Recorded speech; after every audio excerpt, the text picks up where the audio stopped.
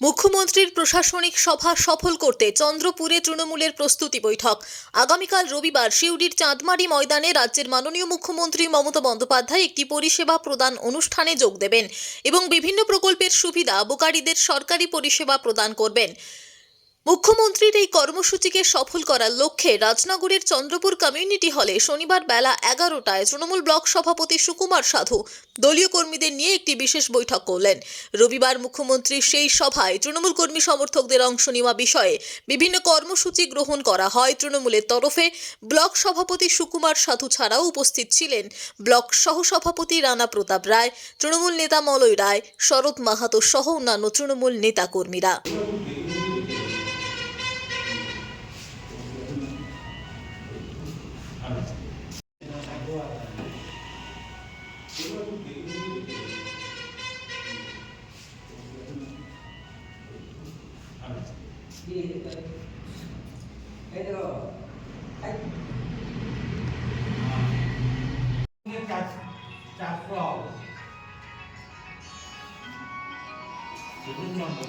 মানে প্রত্যেক অঞ্চলে এরকম ভাবে যাবে।